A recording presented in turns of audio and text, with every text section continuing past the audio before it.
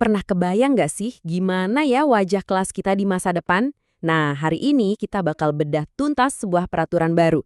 Ini bukan sekedar dokumen biasa loh, tapi ini adalah semacam cetak biru yang siap mengubah cara kita belajar dan mengajar di Indonesia. Kita lagi ngomongin Permendikbudristek nomor 1 tahun 2026.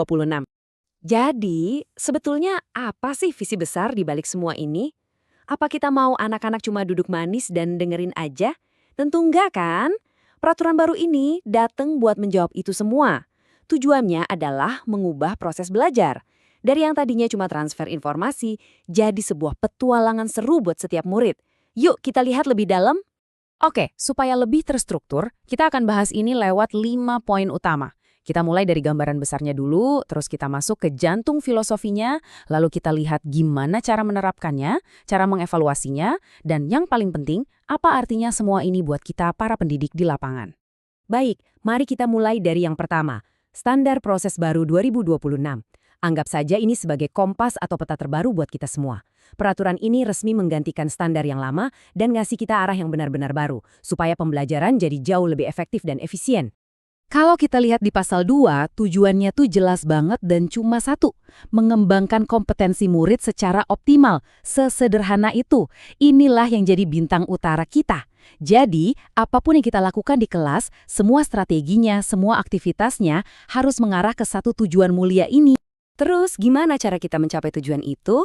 Gampangnya, peraturan ini dibangun di atas 3 pilar utama yang saling berhubungan. Ada perencanaan, lalu pelaksanaan, dan diakhiri dengan penilaian proses. Ini tuh kayak sebuah siklus yang nggak pernah berhenti, di mana setiap penilaian akan jadi bahan buat perencanaan yang lebih baik lagi ke depannya. Nah, sekarang kita sampai di bagian yang paling penting. Ini jantungnya peraturan ini. Ini bukan lagi soal teknis atau administrasi, tapi soal jiwa dari pembelajaran itu sendiri. Ada 3 prinsip yang harus jadi fondasi dari semua kegiatan belajar kita. Ini perubahan paling mendasar yang perlu kita pahami betul-betul. Prinsip yang pertama adalah berkesadaran. Maksudnya apa? Murid itu bukan lagi objek yang pasif, tapi mereka adalah subjek yang sadar, yang ngeh kenapa mereka harus belajar sesuatu. Bayangin deh seorang anak belajar matematika bukan karena disuruh, tapi karena dia sadar itu bakal bantu dia ngerancang rumah impiannya kelak. Nah, disitulah motivasi sejati muncul. Yang kedua, bermakna. Ilmu yang kita ajarkan harus nyambung sama dunia nyata. Ini jawaban dari pertanyaan klasik murid-murid kita. Buat apa sih Pak, Bu, saya belajar ginian? Pembelajaran jadi bermakna kalau ilmunya bisa dipakai. Jadi anak-anak nggak cuma hafal nama-nama tumbuhan, tapi mereka bisa menanamnya di kebun sekolah. Ilmunya jadi hidup, bukan hafalan mati.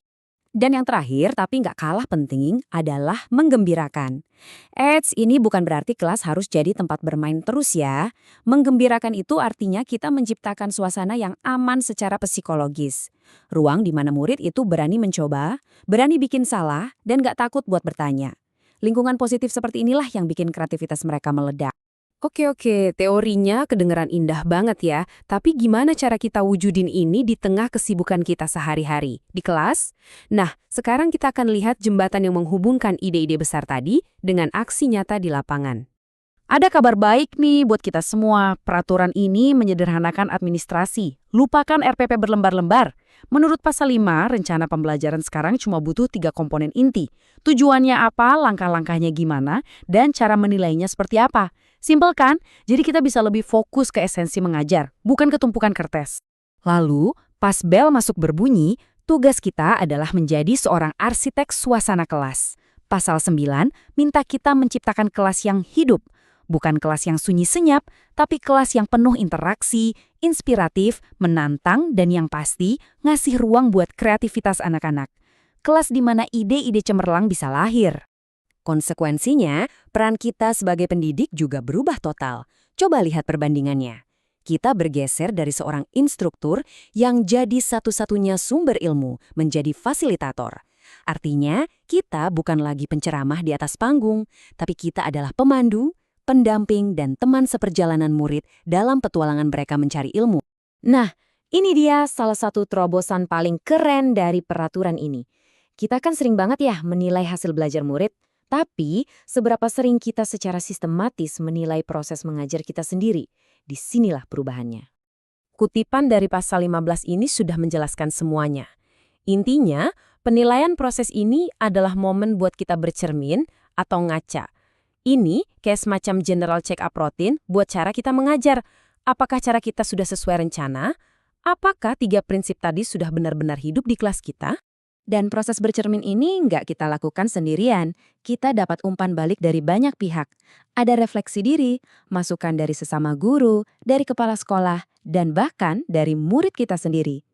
Umpan balik 360 derajat ini penting banget, biar kita bisa melihat praktik kita dari berbagai sudut pandang untuk perbaikan yang berkelanjutan. Oke, jadi setelah kita bedah semua tadi, apa sih intisari yang perlu kita, para garda terdepan pendidikan, bawa pulang dan terapkan di kelas mulai besok? Ini dia rangkumannya. Ada 4 pergeseran penting. Pertama, jadikan 3 prinsip tadi, berkesadaran, bermakna, dan menggembirakan sebagai napas pengajaran kita. Kedua, sederhanakan perencanaan, fokus ke substansinya. Ketiga, rangkul peran baru kita sebagai fasilitator. Dan keempat, mari kita bangun budaya refleksi dan saling kasih umpan balik yang membangun. Nah, sebagai penutup, saya mau ajukan satu pertanyaan reflektif untuk Anda semua.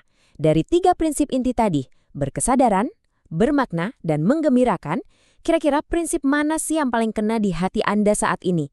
Prinsip mana yang paling ingin segera Anda coba terapkan di kelas meskipun hanya dalam langkah kecil? Apapun jawabannya, yang terpenting adalah berani memulai. Karena masa depan pendidikan Indonesia ada di tangan kita semua, dimulai dari setiap kelas hari ini. Terima kasih.